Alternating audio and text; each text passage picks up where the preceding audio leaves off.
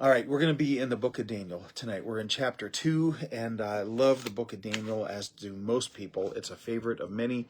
It's one of my favorite books of the Bible. And chapter 2 is a real humdinger of a chapter. You're going to love chapter 2. I'm sure most of you are familiar with much of what goes on here.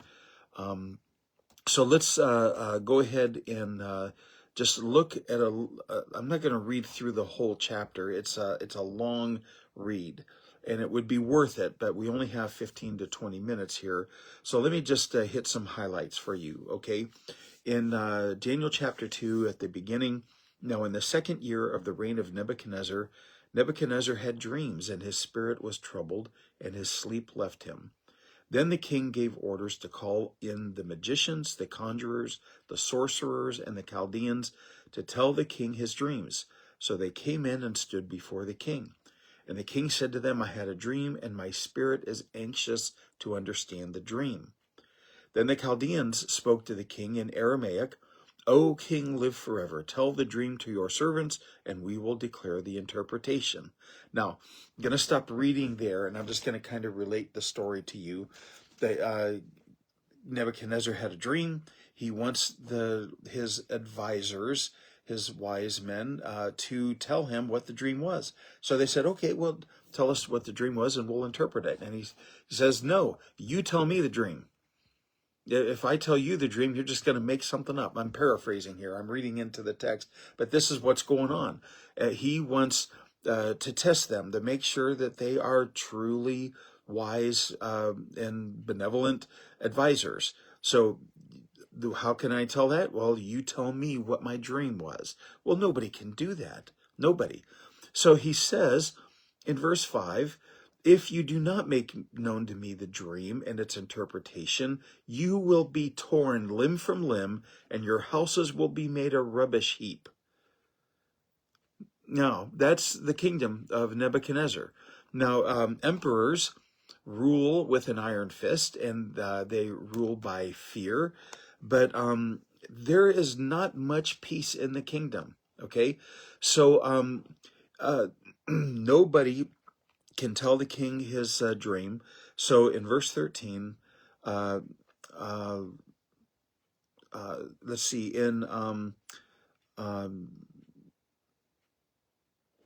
I don't know what verse it's in. Anyhow, if I was reading it, I would just come across it. But anyhow, he decides to execute all of the wise men and go forward with his threats. So Daniel hears about this, and I think while the magicians and sorcerers and Chaldeans are fleeing the kingdom or hiding from him, Daniel walks in. Daniel, in verse 16, so Daniel went in and requested of the king that he would give him time in order that he might declare the interpretation to the king. Then Daniel went to his house and informed his friends Hananiah, Mishael, and Azariah, that's Shadrach, Meshach, and Abednego, about the matter, so that they might request compassion from the God of heaven concerning this mystery, so that Daniel and his friends would not be destroyed with the rest of the wise men of Babylon. Then, in verse 19, the mystery was revealed to Daniel in a night vision. So God reveals the dream to Daniel. So while panic reigns over all, the King Nebuchadnezzar is unsettled. He's angry. He's unsettled. He is arrogant and threatening. He threatens everybody in the kingdom, and they're all unsettled. The entire pagan world around them is unsettled. The calmness comes in the form of Daniel, because he has a God who will come through for him, and whom he can depend on. So Daniel and his three friends pray.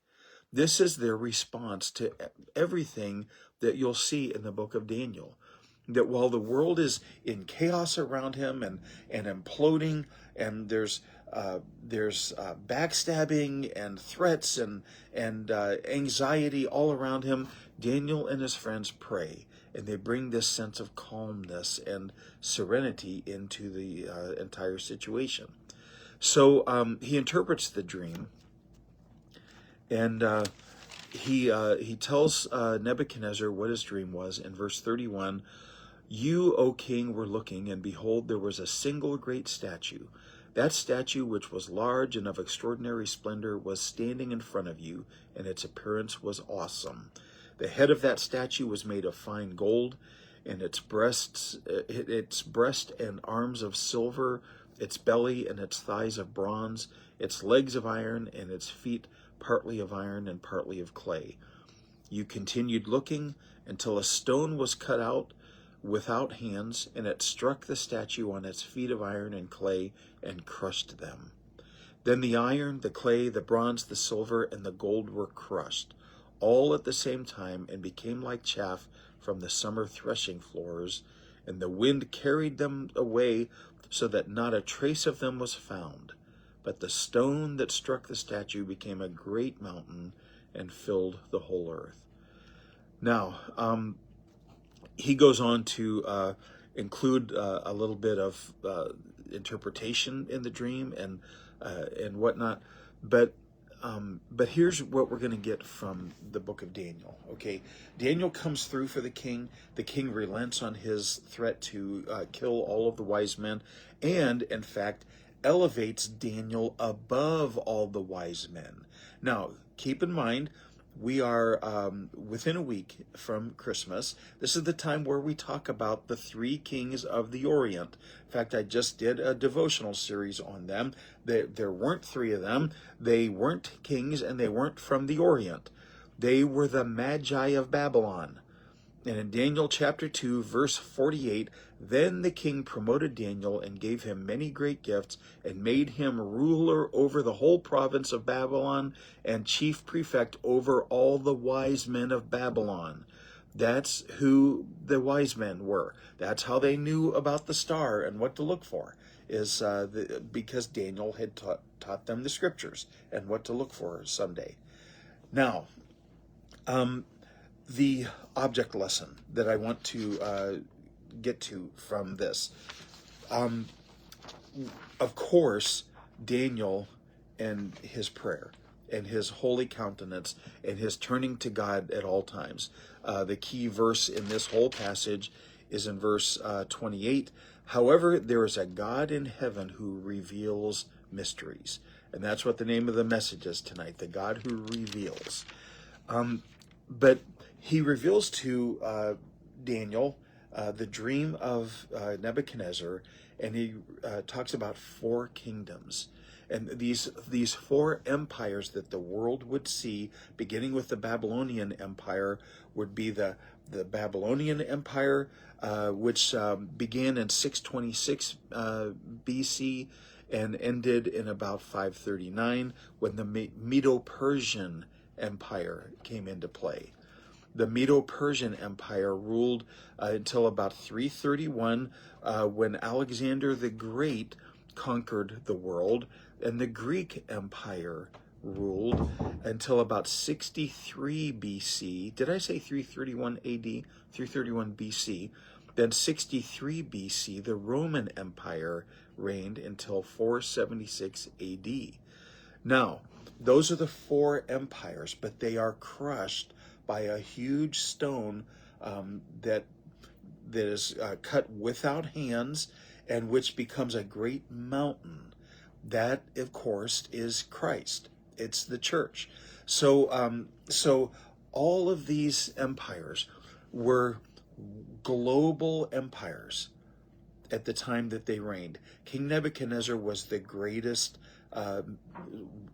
strongest, most powerful man in the world. But I love the way that this is written. Let me read this here. I saw this earlier today. Listen to this, okay? Babylon is dust. Persia is ancient history. Greece is now a textbook, and Rome is in ruins. But God is still on his throne. You know, I like to listen to Skip every once in a while in the mornings when he's on. Many of you I've noticed are there often, but I love how he says it's a rainy day here in Ohio, but God is still on the throne, right? He says that a lot. And this is the message of Daniel chapter 2.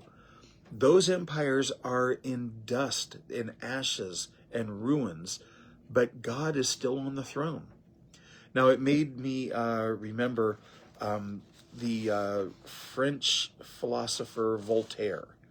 During the French Revolution, the time of Enlightenment, Voltaire was the great philosopher that ruled the French Enlightenment. The objective of the French Enlightenment was to eradicate Christianity and faith from the earth. This is not the first time that this has happened. Okay, we see this in pre-Christ Israel with the Maccabees, who revolted against the Roman Empire because the Romans tried to stamp out Judaism. Right? We see this with Nebuchadnezzar, the Emperor Diocletian in 303. Remember, Constantine came to make the Christianity the state religion, but Diocletian tried to extinguish Christianity and the Christians with it, but the empire gave way to the Christian church within a couple of decades of his reign. The Julian the Apostate, he tried to restore paganism to the Roman Empire, and he tried to eradicate Christianity. He burned Bibles, he killed Christians, and his dying words were this: "You have conquered, Galilean," of course referring to Jesus. Throughout history, we see attempts to eradicate Christianity. Here's my favorite story, okay?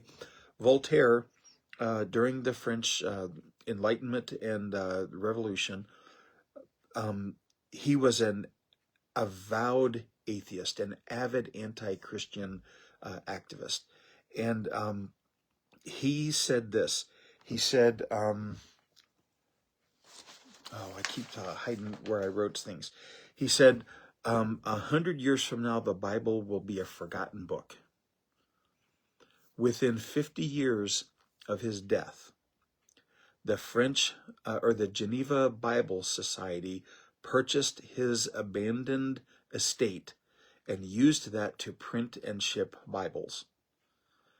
Is there any more ironic fate of somebody who tried to eradicate the Bible? 100 years from now, the Bible will be a forgotten book. Well, guess what? Who is Voltaire today? But the Bible is in the hands of billions of people around the world now. And some of those Bibles are being printed and shipped right out of Voltaire's former estate in France. So Isaiah chapter 40, verse 8 writes these words: "The grass withers, the flower fades, but the word of the Lord stands forever." And I think this is the message of Daniel chapter 2, that you can try and kill and murder and eradicate faith, but you only make it stronger. This has happened over and over throughout time. I have a list here of 11 different times that's happened in history. And two of those times are during the reigns of Stalin and of Mao in China. Stalin in Russia and Mao in China. They tried to eradicate the church, but the church grew underneath their feet. They say that when the church gets buried, it just digs stronger roots. And this is the case in communist China today.